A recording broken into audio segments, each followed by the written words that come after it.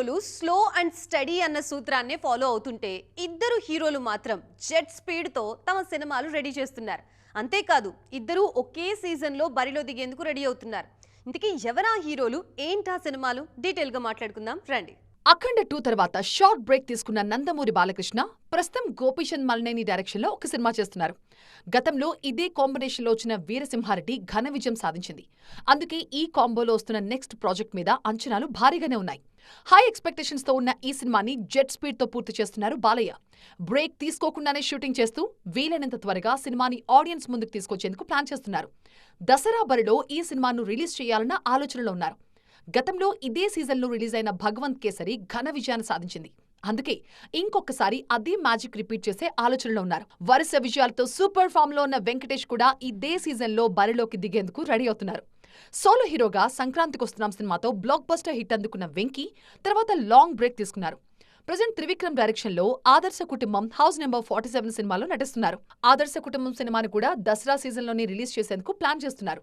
ప్రస్తుతానికి 2 సినిమాల యూనిట్స్ నుంచి ఎలాంటి అఫీషియల్ అప్డేట్ లేకపోయినా ఈసారి క్లాష్ మాత్రం పక్కా అన్న టాకే వినిపిస్తోంది.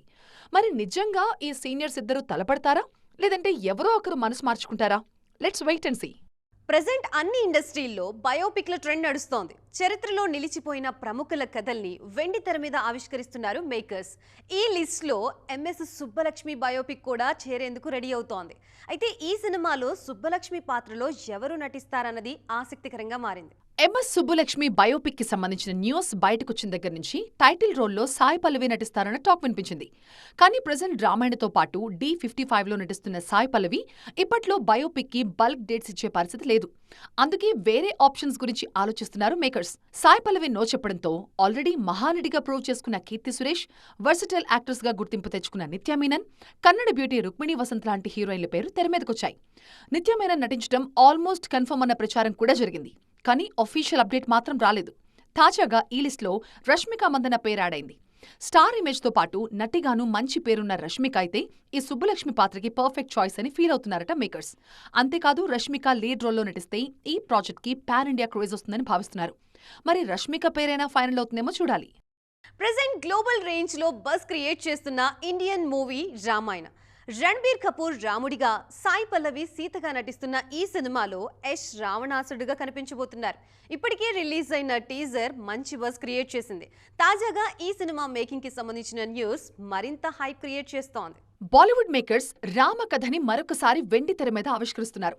రణబీర్ కపూర్ రాముడిగా, సాయి పల్లవి సీత పాత్రలో నటిస్తున్న రామాయణం త్వరలోనే రిలీజ్కి రెడీ అవుతోంది. భారీ బడ్జెట్తో గ్లోబల్ రేంజ్లో రూపొందుతున్న ఈ సినిమాలో సౌత్ స్టార్ యష్ రావణ బ్రహ్మగా నటిస్తున్నారు. అంతేకాదు నమిత్ మల్హోత్రాతో కలిసి యష్ స్వయంగా ఈ సినిమాను నిర్మిస్తున్నారు కూడా. గత అనుభవాల దృష్ట్యా ఈ సినిమా మేకింగ్ విషయంలో చాలా జాగ్రత్తలు తీసుకుంటోంది రామాయణం టీం. రీసెంట్ టైమ్స్లో ఇలాంటి భారీ చిత్రాలు గ్రాఫిక్స్ విషయంలో తీవ్ర విమర్శలు ఎదుర్కొన్నాయి. అందుకే రామాయణాన్ని గ్రాఫిక్స్ మీద ఎక్కువగా డిపెండ్ అవ్వకుండా వీలైనంత వరకు సెట్స్ రియల్ లొకేషన్స్లోనే షూట్ చేస్తున్నారు. దాదాపు 4,000 కోట్లతో 2 భాగాలుగా తెరకెక్కుతున్న రామాయణ మూవీ తొలి భాగాన్ని అక్టోబర్లో రిలీజ్ చేసేందుకు ప్లాన్ చేస్తున్నారు. ఇప్పటికే పార్ట్ 1 షూటింగ్ పూర్తయింది. పార్ట్ 2 షూటింగ్ కూడా శరవేగంగా జరుగుతోంది.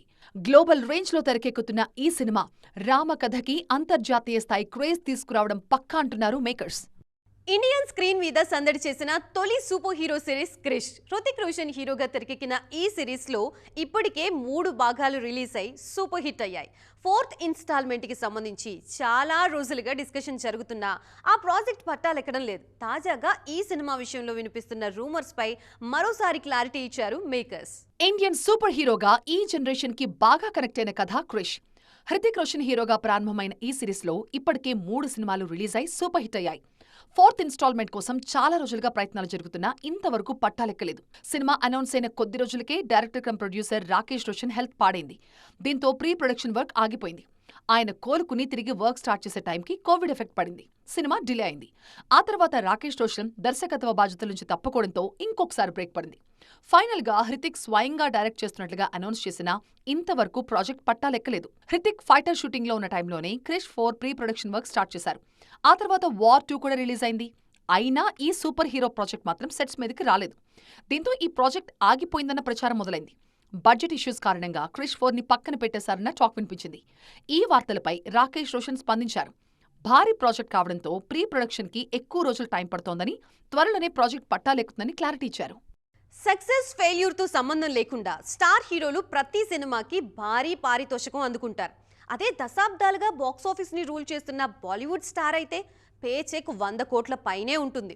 ఈ పరిస్థితుల్లో అక్షయ్ కుమార్ షాకింగ్ డెసిషన్ తీసుకున్నారు. ఇందుకే ఏంటా డెసిషన్ అనుకుంటున్నారా? అయితే watch the story. Recent times లో అక్షయ్ కుమార్ నుంచి బ్లాక్ బస్టర్ అన్న రేంజ్ హిట్ ఒక్కడి కూడా రాలేదు. ఆ మధ్య వరుస డిజాస్టర్లతో నిరాశపరిచిన ఖిలాడి మళ్లీ సక్సెస్ ట్రాక్లోకి వచ్చినా వసూళ్ల పరంగా మాత్రం ప్రూవ్ చేసుకోలేకపోతున్నారు.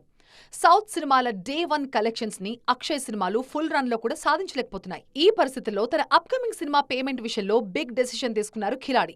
ఒక్కో సినిమాకి 100 కోట్ల వరకు పారితోషికం అందుకున్న ఈ స్టార్ హీరో త్వరలో రిలీజ్ కి రెడీ అవుతున్న వెల్కమ్ టు ది జంగల్ సినిమాకి జస్ట్ 1,80,00,000 మాత్రమే చార్జ్ చేశారు. నిర్మాత మీద భారం తగ్గించేందుకు ఈ నిర్ణయం తీసుకున్నారు అక్షయ్. సినిమా రిలీజ్ అయ్యాక వచ్చే ఐపీఆర్ రైట్స్ లో మాత్రం ఏకంగా 72% షేర్ తనకే వెళ్లేలాగా అగ్రిమెంట్ చేసుకున్నారు. అంటే సినిమా సక్సెస్ అయితే లాభాల్లో మెజారిటీ వాటా నేరుగా హీరో అకౌంట్లోకి వెళ్తుంది. అదే ఫెయిల్ అయితే 1,80,00,000తోనే అక్షయ్ సరిపెట్టుకోవాల్సి ఉంటుంది. ఇండస్ట్రీ కష్టకాలంలో ఉన్నప్పుడు స్టార్ హీరోలు ఇలా నిర్మాతలకి సపోర్ట్ చేయడం మంచి పరిణామం అంటున్నారు విశ్లేషకులు. సో చూసారుగా, ఇది ఇవాల్టి సైన్మా 2.0. మరిన్ని ఇంట్రెస్టింగ్ అండ్ ట్రెండింగ్ అప్డేట్స్తో మళ్ళీ కలుద్దాం. అప్పటి వరకు చూస్తూనే ఉండండి TV9.